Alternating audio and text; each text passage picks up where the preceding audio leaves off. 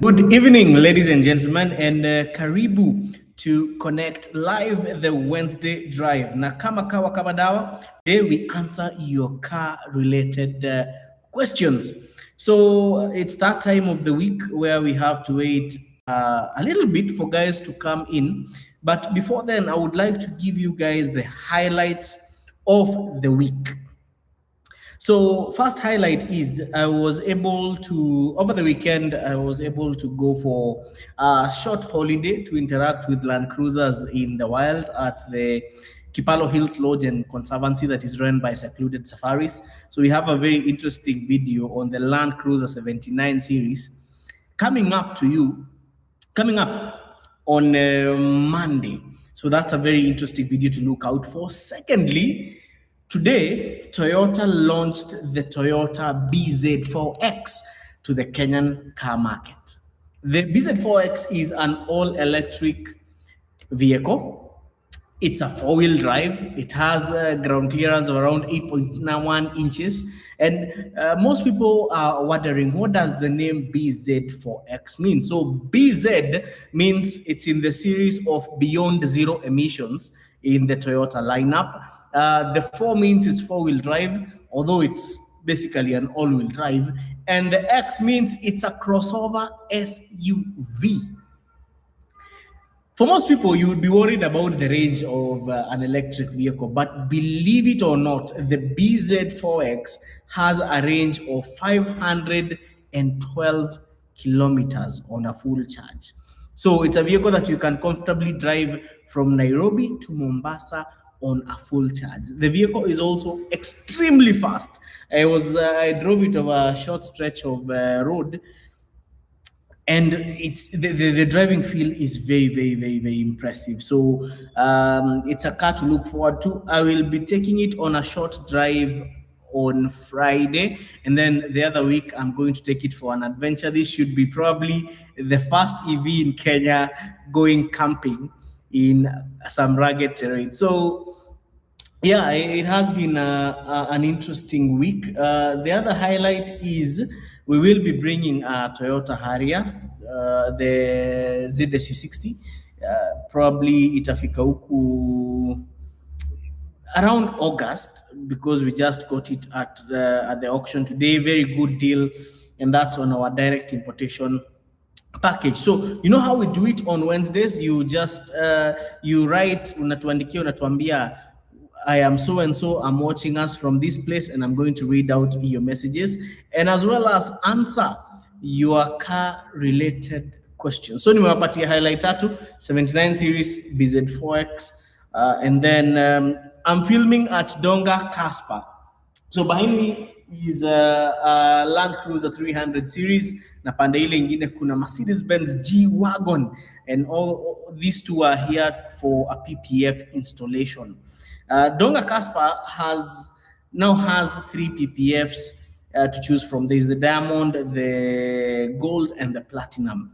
All of them have a different pricing points. So if you are interested in protecting your car's paint job, bring it over to Donga Casper. Also, they have a state-of-the-art car wash that you should bring your car. Once in a while, bring your car for some tender love and care.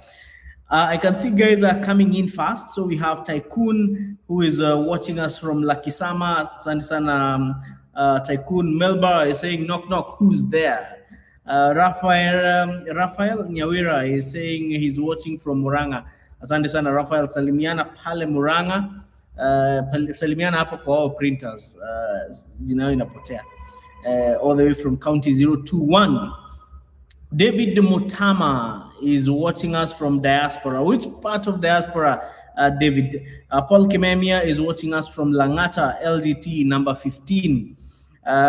Stephen Kahumbu is saying watching from Mnarani. Mnarani inakuanga wapi, by the way? You can tell us up in the comments. So as people come in, there's something else that I would also like to deliberate.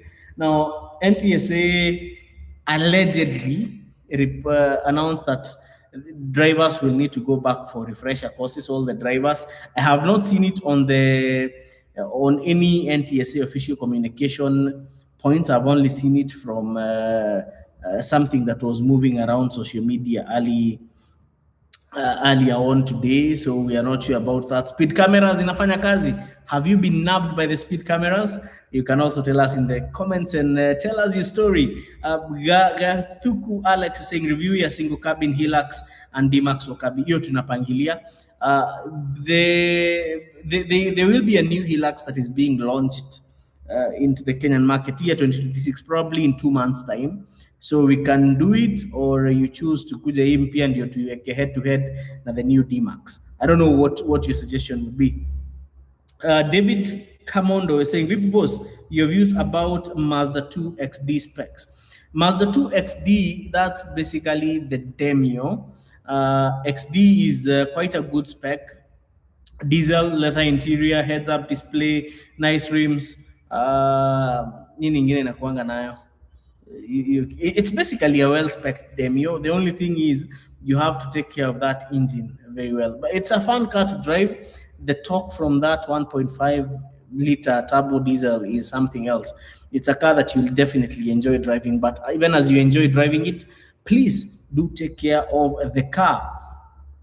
We have Rafael Nyawera amesema very nice, they are beautiful. Ruben Chege is saying watching from Molo. Asante sana Ruben for watching us from Molo. Tuorganize waru kidogo hapo. Stephen Kahumbo is saying we are in Kilifi County just before the Kilifi Bridge. Yes. I think hiyo ndio ilikuwa nashanga mnarani iko wapi, because the name sounds so familiar. Antis Mwanzako in the house is asking how things are. Things are fine. So any other question nilikuwa nimeona hapa. But on this issue of Hilux D-Max, the good thing about the new Hilux, unlike the D-Max that brought in the 1.9-liter 4-cylinder turbo diesel engine, the Hilux will still remain with the GD6 family of engines. Again, as I always tell you, Toyota and Kaizen, a continuous improvement. Mambo kidogo kidogo, lakini they thrive on 3 principles. Na itaitwa QDR. QDR means quality, durability, and reliability. Those are Toyota's 4 pillars, and that is why wanajenga magari fiti sana. And as I always say, TNGA is probably the best thing that happened at Toyota. Peter Mwangi is saying, hello Eric, tuned in from Thika, watu wa 237. Asante sana Peter Mwangi. Peter Mwangi, Thika is a town that is very close to my heart. It is where I hailed from. Also in my campus years nilienda nikaishi hapo section 9 sana, nikaenda nikaishi pale nyuma ya Crevasse hapo nyuma hapo. Pia nimekaa Biafra kwa muda ulikuwa mfupi sana. So the younger days they were good old days when you didn't have much to worry about. Paul Kimemi is saying there was also something about all cars over 4 years old being subjected to a mandatory inspection. What became of that, CK? I believe they are still rolling out that. They haven't also communicated so much on that, but it should be somewhere in the pipeline, I suppose, because it's not easy. Although I hear AA of Kenya will be part of the, allegedly they'll be, I don't know, but involving the private sector is not also very easy. So, wacha tuone, let's just wait and see. Moses Orina is saying, VP Eric, the tint you installed on your car in the background is nano ceramic. What's the difference between ceramic and nano ceramic?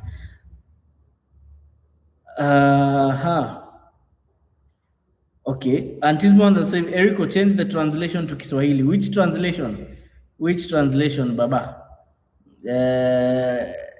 Which translation? Tuambia Antis. So, Moses Orina, I'm going to bring somebody. I'm going to bring somebody to explain your maneno ya tint. Personally, I don't know much about it. I only know there is the ceramic. There is, I don't know, that one next Wednesday, I'll bring somebody from Donga, the guy who does tint here, and he can explain the differences at depth. On mine, all what I know about mine is that it cuts off UV, radiation in the car by 90%. So my car is cooler, haina joto mingi sana.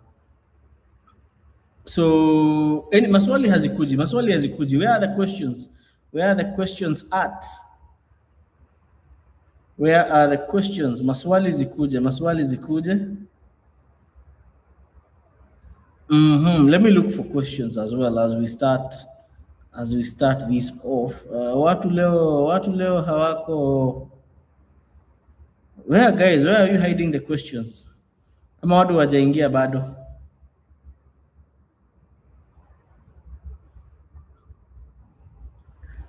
Watu wako wapi? Where are guys?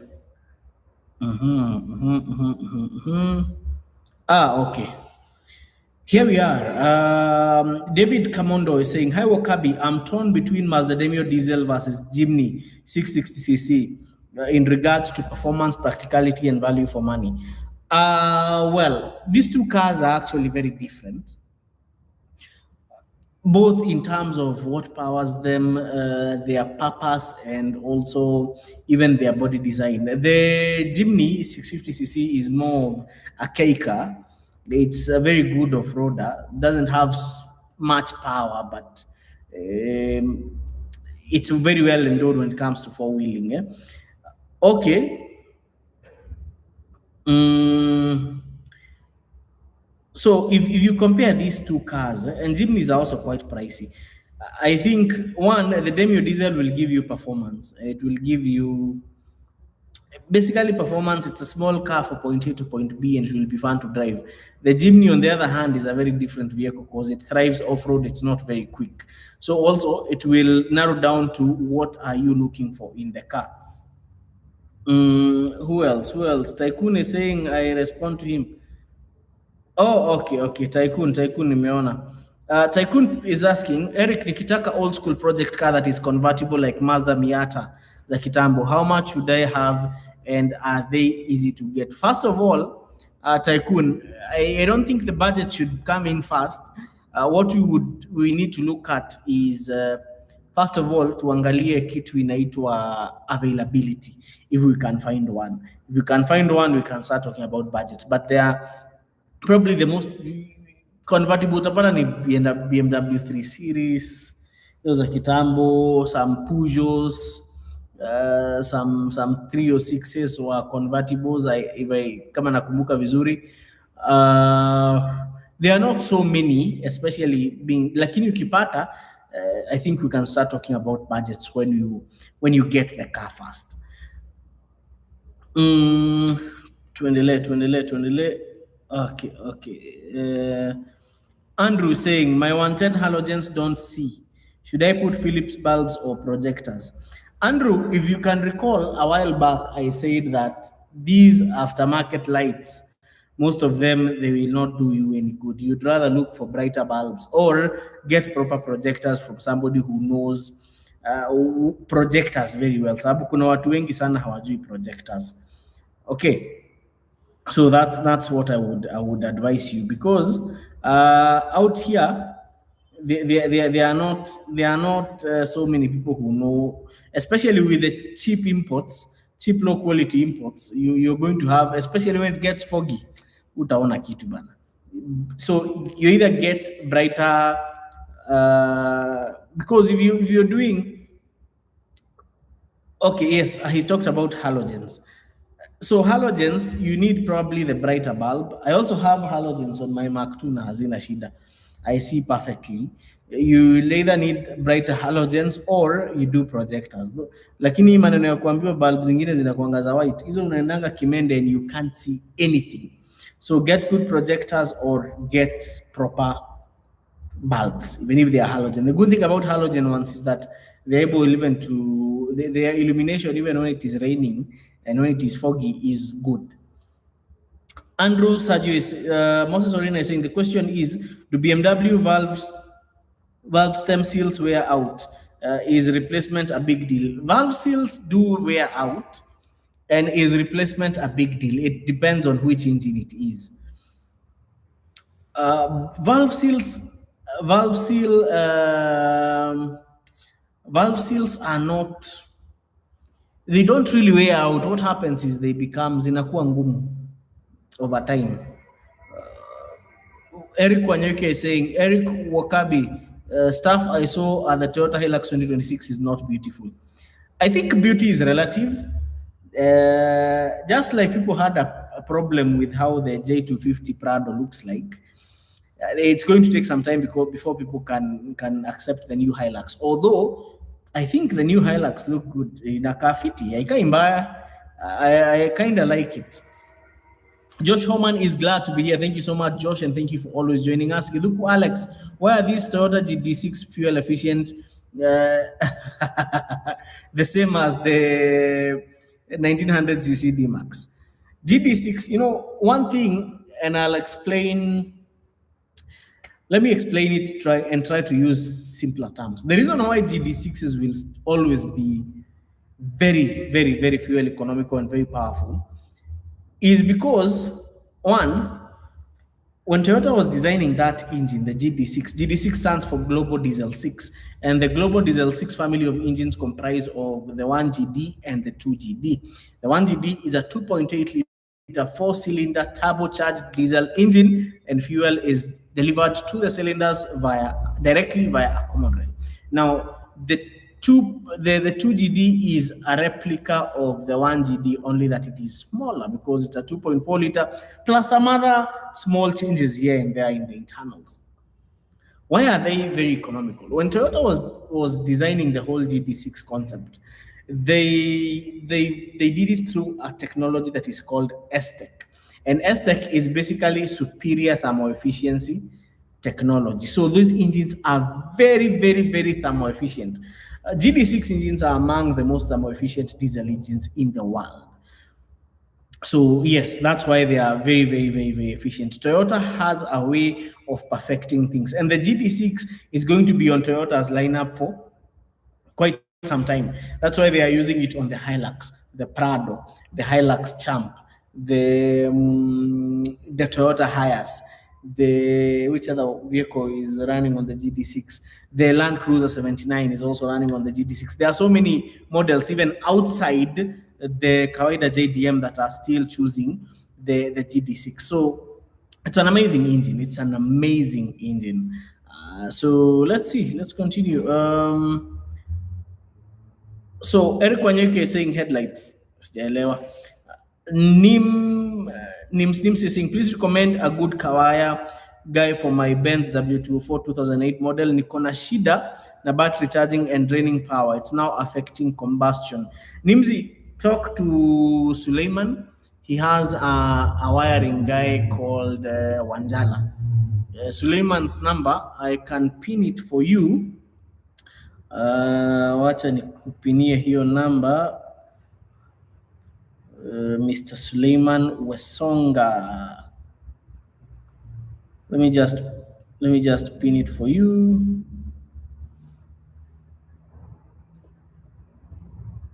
Uh, 710 843 405. So that is Suleiman's number. Na kwanza Suleiman anapenda sana Mercedes. So I have posted Suleiman's number. Okay. I hope it's there. So let me pin it for you. Yeah, so you can call Suleiman there. Tuendelee.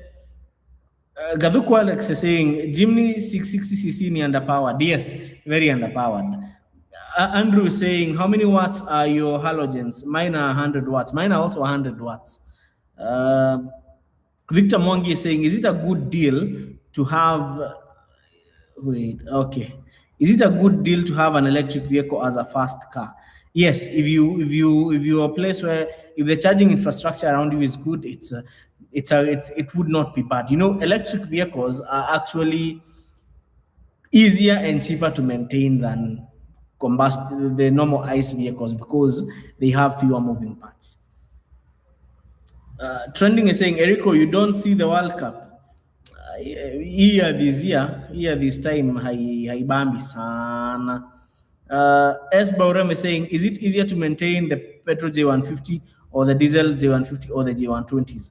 Now, that's a very broad question, but one thing is, I would never own a petrol J150, not unless it's the one with the 4 liter V6, and that one is only available as a VXL in the South African market. Hizi zingine on the J150 ziliisha huko 2012, but South Africa, they still have a 4 liter petrol VXL. That one would be okay, although it is very thirsty. So for me, I believe the J150 with the 1GD would actually be the perfect balance in terms of maintenance. Charles Gay is saying, how reliable is Subaru Levogue? Reliable. Okay. Levogs, if it comes with the FA20 or FA16, you have to be very careful with the oil that you use. Also, you have to watch your driving habits because of the gearbox. Remember, even you don't use the normal Lineatronic CVT on the turbocharged Levox. You use the heavy-duty CVT fluid. So once you take it to the mechanic for transmission service, make sure they use the heavy-duty one, because the turbocharged ones exert a lot of pressure to the gearbox. So I would not say they are bad cars, but they are very sensitive to lubricants. Engine oil and transmission fluid, you have to really keep them in check. Otherwise, driving Levox is pure bliss. Vincent Tingera is saying, hi, Eric. Kindly say something about the Suzuki Brezza matters fuel consumption, parts availability, and compare it to the urban cruiser. The Suzuki Brezza and the urban cruiser are the same thing. They are one and the same thing. The urban cruiser is basically a rebadged Suzuki Brezza. They are very economical, very reliable. Parts, I would say, they are relatively, they are not so old cars, but these are not the cars that you will get parts from ex-Japan parts, because one thing to note is that the Brezza, the Suzuki Brezza, is a Suzuki that is made in India by Maruti Suzuki. So when it matters parts, they might not be as available as probably you would get on a normal Suzuki. But if you're buying a zero mileage, the local dealer has parts for the Brezza. The only challenging thing might be the body parts. Sometimes they can be a challenge, but they are amazing cars. Mzee Noma is saying, hi Eric, octane boosters worth it? My engine has a manufacturer recommendation of RON 95. If you have a RON 95 recommendation, use a good octane booster. The ones that I have used before are the ones from Zado. So there are a few. You can get a Zado one. You can get, I'm not sure if Liquimoli still have octane boosters, but if you get them from reputable companies, they'll actually help quite a lot. Kevin Moturi is saying, hello Eric. Hello Eric, the best place to get a single cab Hilux in the zero mileage or the foreign used. Now this will depend on your budget, Mr. Moturi, but for a workhorse, if you look at the price difference between the zero mileage and the ones from Thailand, kuna tofauti ni kidogo. I would recommend you just go zero mileage. As Baura was saying, no, I think I've answered that question. David Kamaumaina is saying, Isuzu FVR 34 buses are now selling than Scania and Mercedes 1730. It is because the HK1 is very fuel efficient and the investor will gain more Isuzu. It might not be fast from the driver's standpoint. Now, when you talk about the FVR 34, personally, I normally try to say this for the bus enthusiasts. I don't think that the FVR 34 is a product that should be compared to the Scania F360. Most people compare them, but these are two very different products meant for two very different markets. Only that now we use them. Kenya, unajua mtu akinunua chassis ana fabricate body wenye anataka. But I feel the Scania, the Isuzu is built for reliability. It's also quite rugged. The FVR 34 is also quite rugged. But you see now, Scanias are mostly built for comfort and also a bit of luxury. Only that sasa sometimes bodybuilders wetu wanatujiangeanga body inakaa kama choo. That's That's a big setback, by the way. It's a big turnoff. We only have very few bodybuilders who are doing a good job. You see gari imetoka kwa bodybuilder alafu after 2 weeks imeanza kunyesha ndani. So as I was saying, the FBR 34 is a good product, a very good product, especially for gari za country bus na school bus. The 1730 is not selling anymore. I believe there is a new product coming in place of the 1730. Mambo ya 1730, that's a totally different story. I think we should create a day for us to discuss the 1730 because there is a production hit somewhere, because apparently the 1730 is no longer in production, and the bus that is in place of the 1730 is a rear engine bus, which might not be popular in Kenya. And so the local dealer, from word on the street, is that they're thinking of another replacement to the 1730, which might be a bit more pricey but a bit more efficient. So the FBR 34, as I said, it's a good product, hainanga maneno mingi, but and it might not be. You see now the FBR 34, there is something that you would call an MVP, a minimum viable product. So the MVP in the bus world, if we forget, it might be the Isuzu FBR 34. It is straightforward, very easy to maintain, haina maneno mingi. But now that is for mtu anaangalia return on investment. Now that's when you move towards the Scania F360, the MAN, the D20 Common Rail. Izo gari, they are at a league of their own. And you see, even the reason why the 1730 cannot be in the MAN Scania group is because the 1730 was a rugged bus chassis that was built in Brazil. It is not a typical German. It's just like the Barat Benz. Barat inajenga engine za Fuso. It's a very complicated relationship. So yes, the FBR 34 is a good bus, but the Scania F360 is also a different product that is meant to have different unique selling points. And that's why the Scania is more expensive. So at least now we are on the same page. Rafael Nyawera is saying, I don't know if I'm really out of topic, but budget yangu haifiki kuchukua gari. I need a second hand bike ya 30 to 40k. Kuna project I'm working on.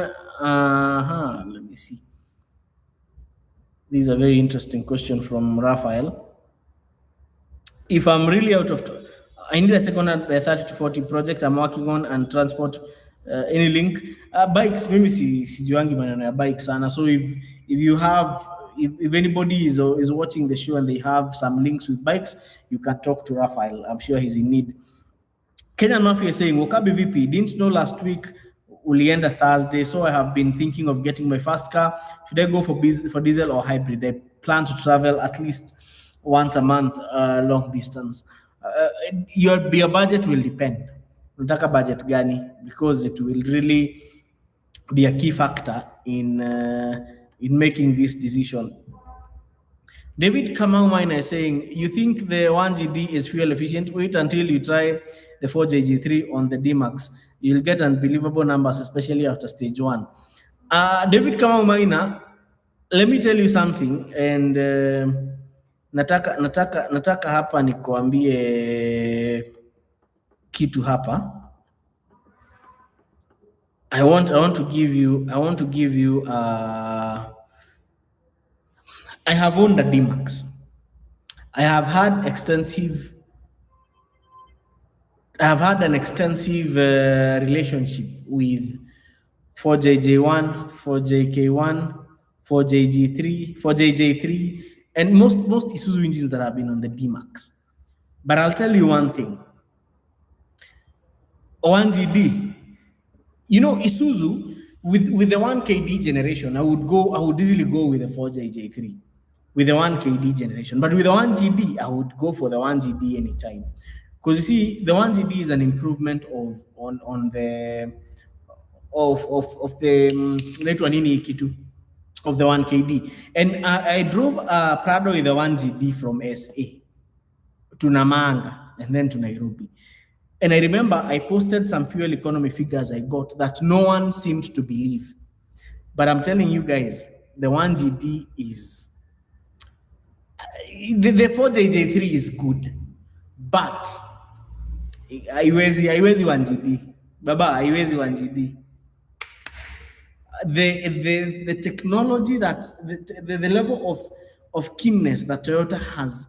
You see, for Toyota to use an engine across board, trust me, there is something in that engine that many people might not know.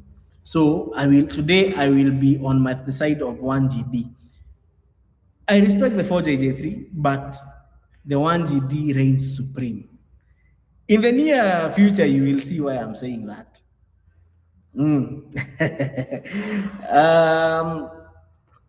Kuna mtu anauliza, what does coolant color mean? Does it mean anything? Yes, it does. They are the organic, hybrid, and plus others. I'll do a video on that. We did a video on that many years ago, but nitawafanyia alafu nitawapostia. David Kamomine is saying, I never understand why car manufacturers are making their cars look as ugly as possible. Have you seen the new M3? It's hideous. Well, I think looks are relative. That's how I'm going to answer this question. Looks are relative. Kuna wase wanapenda hiyo gari. Willie Martin, Subaru Levoque versus Subaru XV, both 2020. Willie Martin, you cannot compare the Levoque and the XV. These are two very different products for two very different markets. Don't know, like not markets, but for two very different applications. You see, the XV is a subcompact crossover SUV. The Levoque is a wagon. The XV runs on either FB16 or FB20 engine. The Levoque runs on an FA16 turbo or FA20. So ni gari tofauti sana. XV point A to point B movement plus a little bit of exploring uko off-road. The Levoque is for having fun while you're driving, a practical fun to drive wagon. So they are two very different cars. Even the budgets are. So hapa lazima ukuwe unajua unataka nini so that you can choose between the Levoque and the XV. David Kamau Maina, the designs are done by specially trained designers approved by board members who are billionaires and they afford to approve hideous looking car. No, the Kia Tasman is ugly. You know, Motuko is saying, hi Eric, is it wise to purchase a four-wheel drive Toyota Succeed locally used? How is the maintenance reliability compared to the auto one? Wewe nunua tu hizo Succeed, hizo four wheels zinakuanga mzuri, usiuziwe uoga. They are not bad vehicles. Collins Muriel is saying, Vipi Wakabi, what are your thoughts about the 2019 Peugeot 308 hatchback as a first-time car, considering I'm looking for reliability, fuel economy, and a sporty look? Is it a good buy, Ama?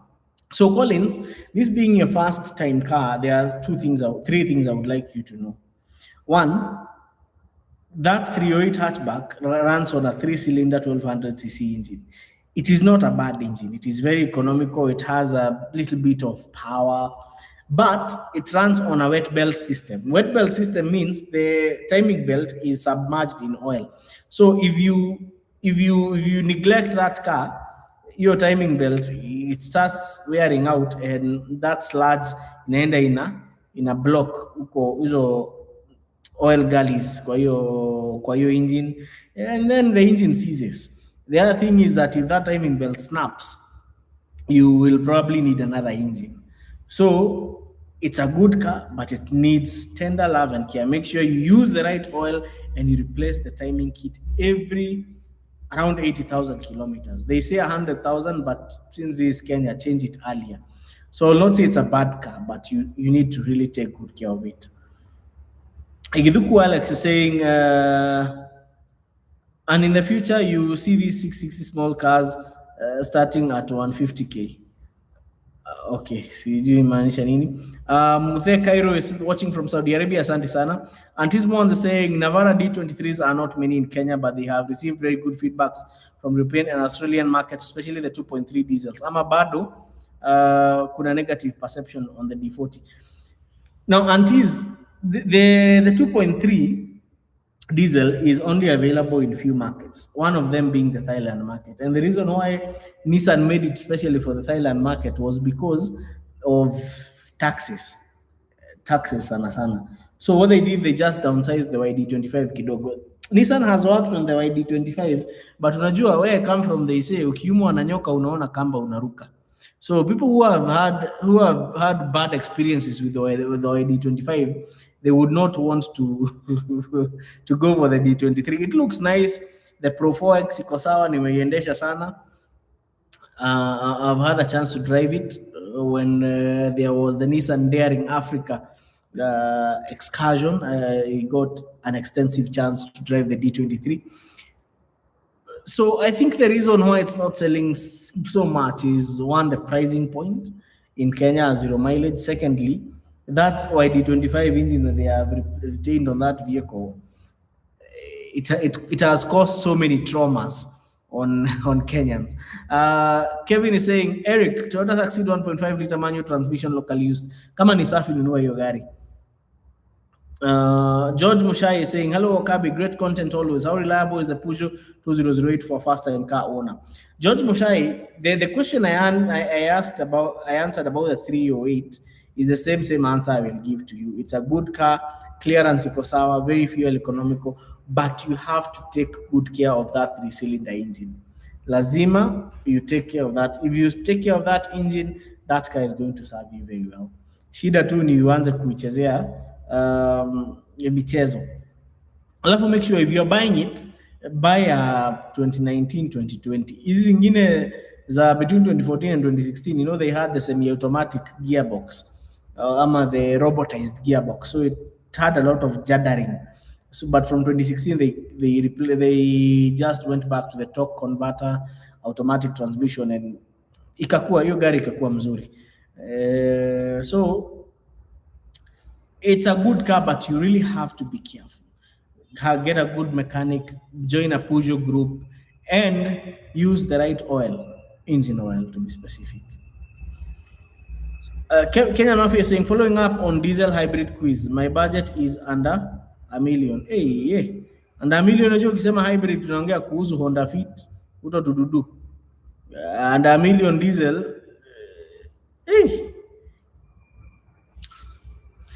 Kenyan Mafia, are you looking for a hatchback or are you looking for gari gani? Because diesel under $1 million, then unless we start looking for zile demu za diesel zimechokorwa, hizo ni mingi utapata na under $1 million. But the functional ones mostly will be over $1 million. Hybrid for under $1 million, hiyo ndizo ni akina Honda Fit zile za 2013 huko. Toyota Aqua unaweza, by the way, if you buy an Aqua, it would be a good car because it's a hybrid, but it's still very easy to maintain.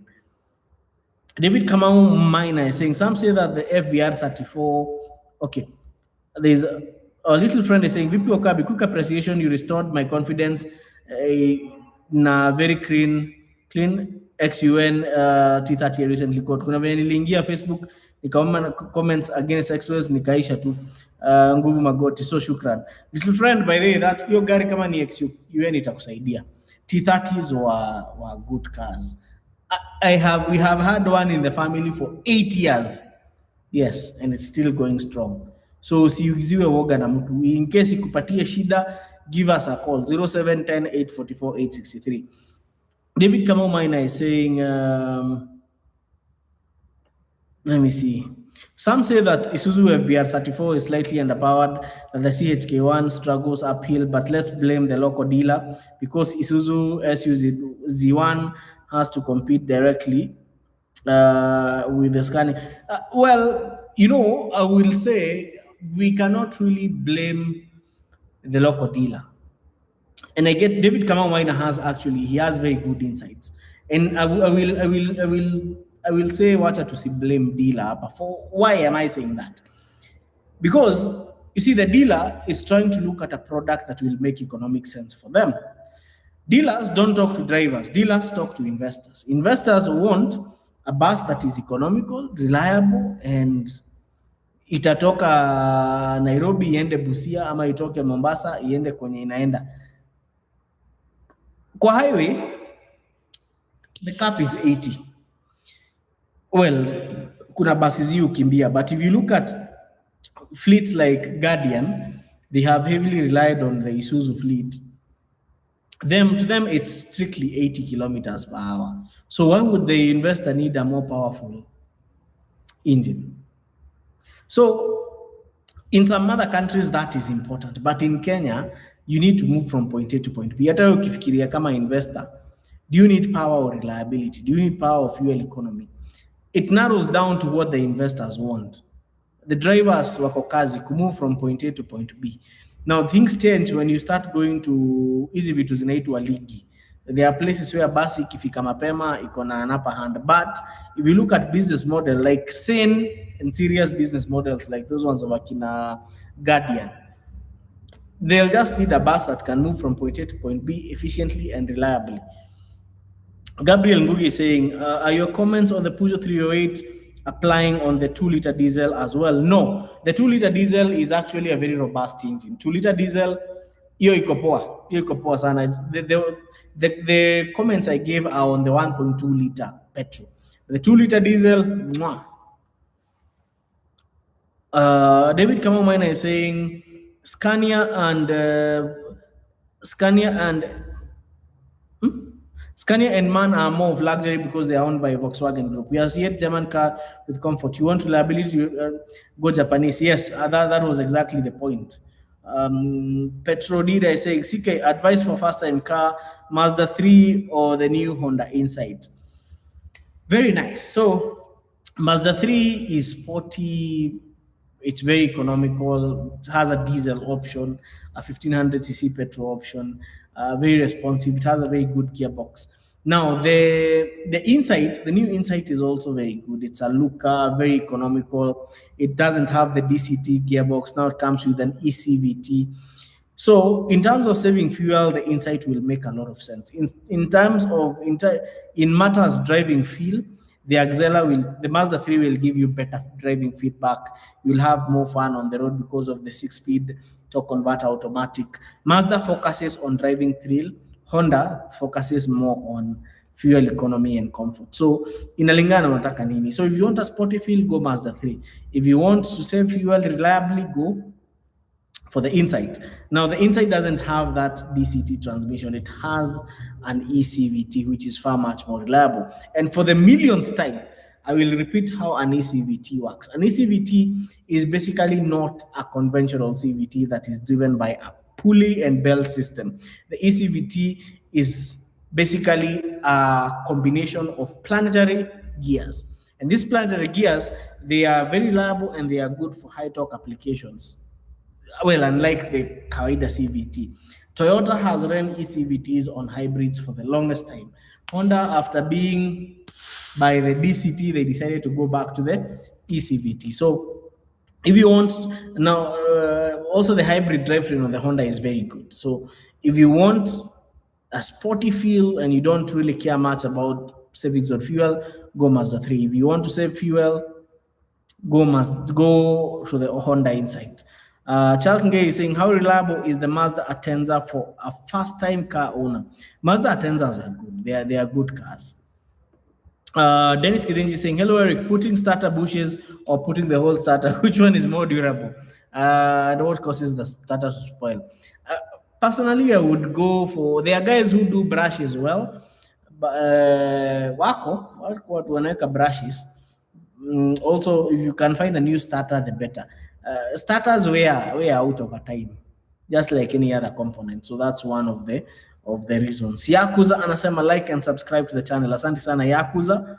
Tunashukuru sana. We have Bill Odera saying, hello CK, Nanyuki tuko ndani between Subaru Impreza 1500cc and Subaru Impreza 1600cc locally used. Which one would you go for? Looking for reliability, fuel consumption consideration. So for the 1500cc, nashuku ni kale ka EL15. EL15s were not good engines. Thirsty, slow, timing belt manenos, burning oil. But the 1600cc you're talking about must be the FB16, which is on a later model, and these were more refined. They now they didn't have the belt, they had the chain, so the valve train is very reliable and might not need maintenance per se. Only that now the 16s you need to use the correct oil, but I would go for the FB16 anytime, the 1600cc.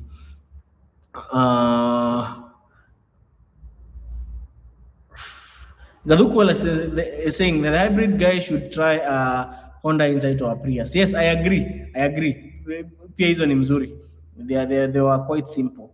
Brian Mayura is saying, here CK, with a budget of 1600 of 600k, is Nissan Tida hatchback a good buy? What are the other possible options? Actually, the Nissan Tida, you'll get a fairly new vehicle, because if you go to the Toyota side, 600k will probably get you an old NZD, probably a Toyota Alex,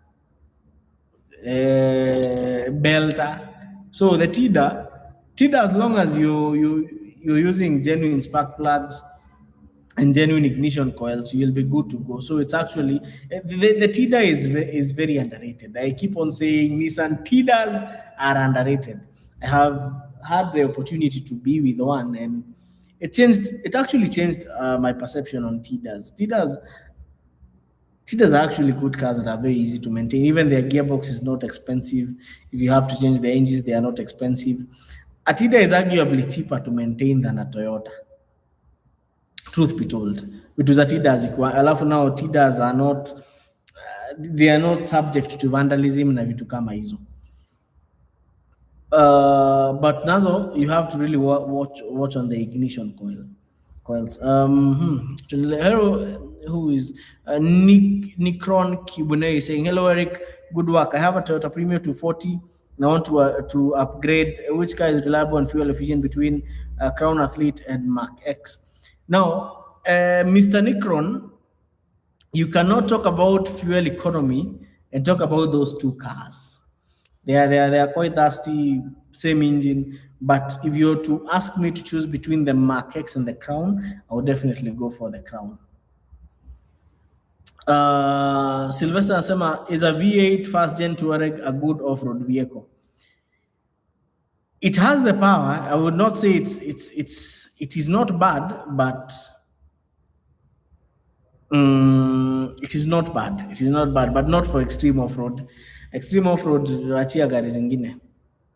But it is actually quite capable because of the power it has. However, it does not totally eradicate the VW sensitivity on it. You can't abuse it much. It would not be prudent for you to abuse a Touareg that much. Jason Kiprop is saying, would you choose between a Honda Accord and a Toyota Crown? I would go for the Crown because of personal preferences, but the Honda Accord is more efficient compared to the hybrid Crowns. So in fact, hybrid Crown is very powerful.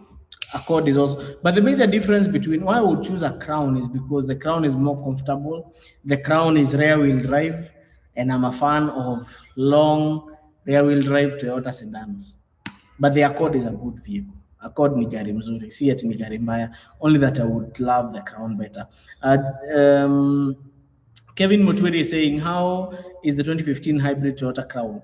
Yes, it's not a bad car. David Kamau says, as a matter of fact, the 4JJ has been used in many vehicles: NMR, NHR, ELF, NLR, Holden, Rodeo, MUX, D-Max, Trailblazer. Sasa ukisema, simesema hivyo, hata 1GD imetumika kwa magari mingi sana. 1KD imetumika kwa magari mingi sana. If we start bringing in the Dynas hapa, you see.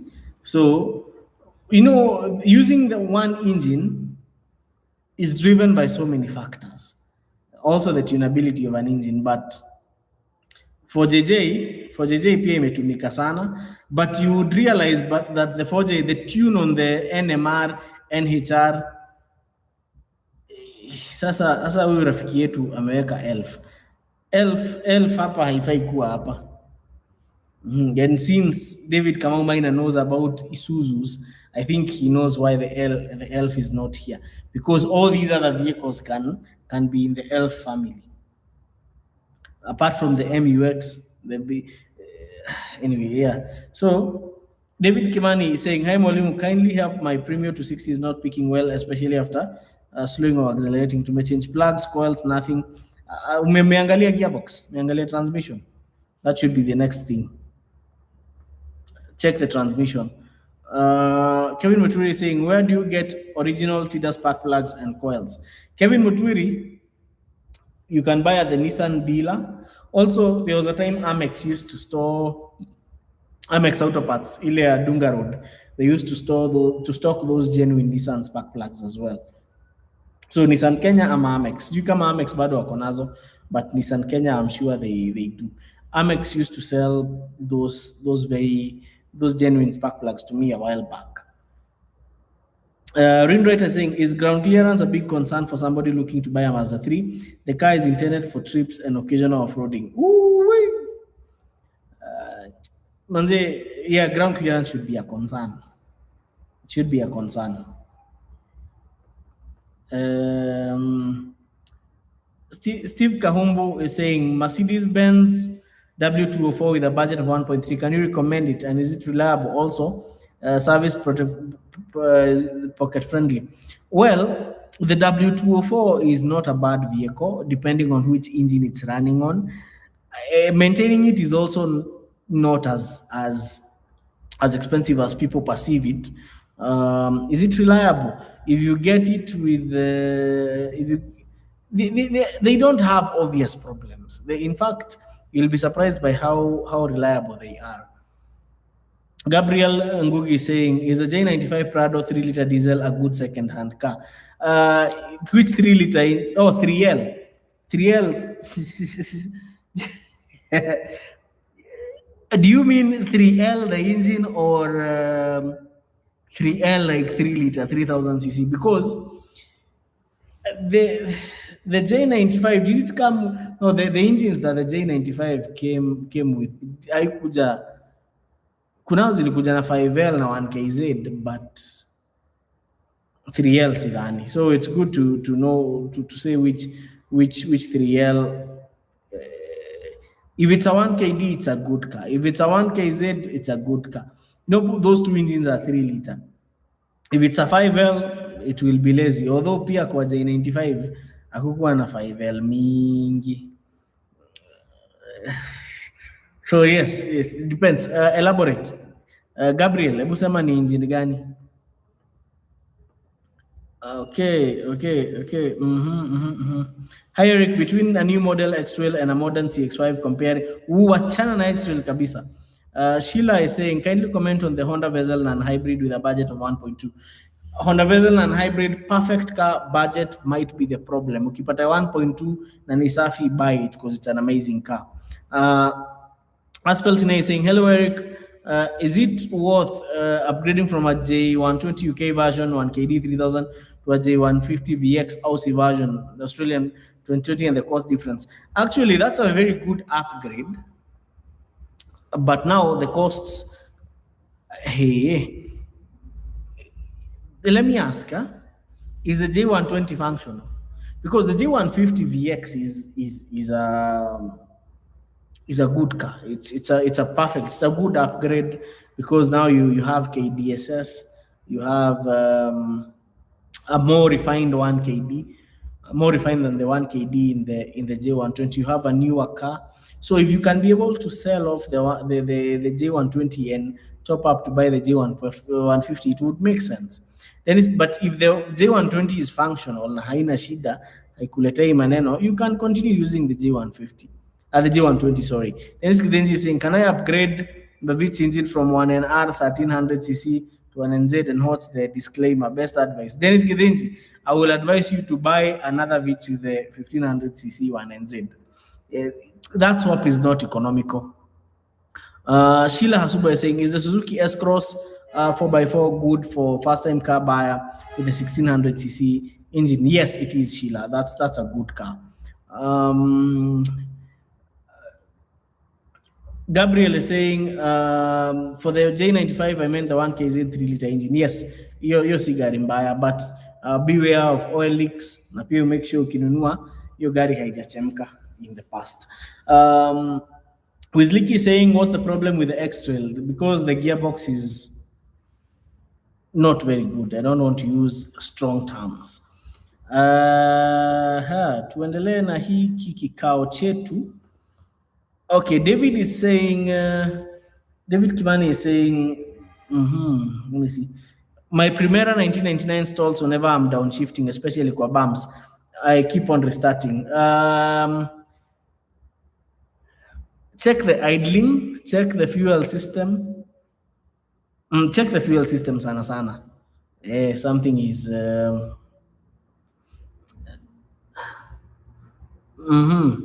something is probably wrong. Ama upelekea Suleiman, namba yake iko hapo. Monyoro is saying, hello Eric, how is the Honda Insight 2019? It's a great car. It's a great car. Hiyo nunua. It has a better gearbox, better hybrid system.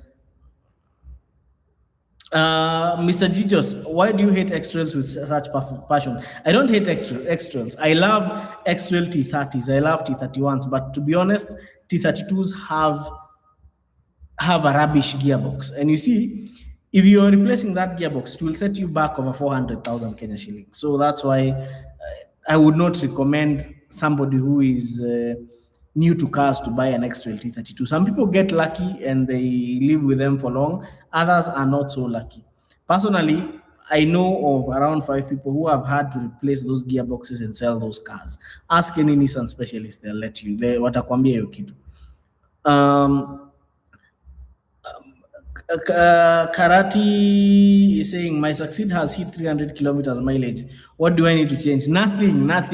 If it's not broken, don't fix it. Thank you guys for joining me on this live session. I am always happy to meet you guys here on Wednesday.